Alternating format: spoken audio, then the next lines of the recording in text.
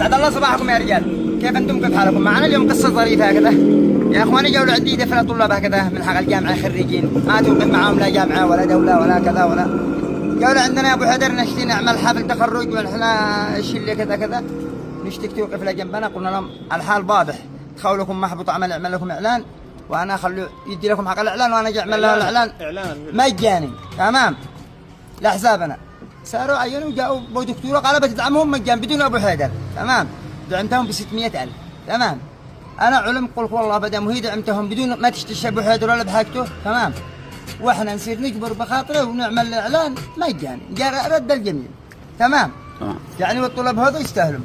هنا في شارع المحافظه بشارع المحافظه الاسفل، بس بحيث ان احنا نشترط على الدكتوره انها تدعم من القلب، ما تدعمش يعني ترجع تخرجين من فوق الامراض. قال هنا تمام. شارع المحافظه هذا العلي وهذا الشارع الاسفل. ايوه بعد الحانه بيت الدكتوره عبير مطيع. ايوه هذه الدكتوره صور اللوحه.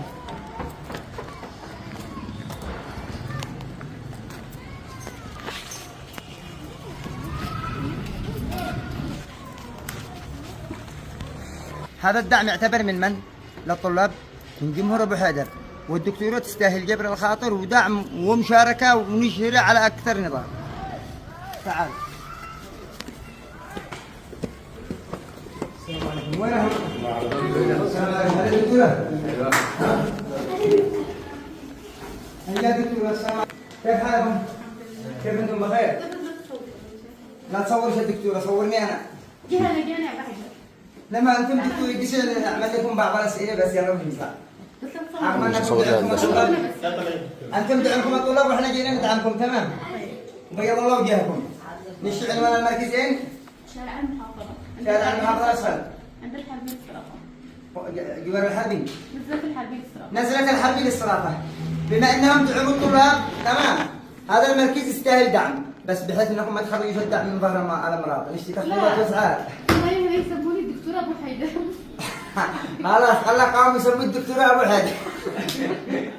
يعني محروطة عمل بالاسعار. ها؟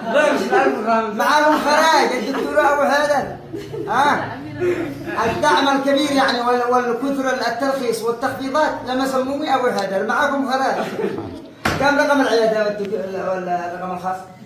معش كرتتي الكرت. هاتوا كرت. هذا كرت حقام يا رجال وهذا العنوان.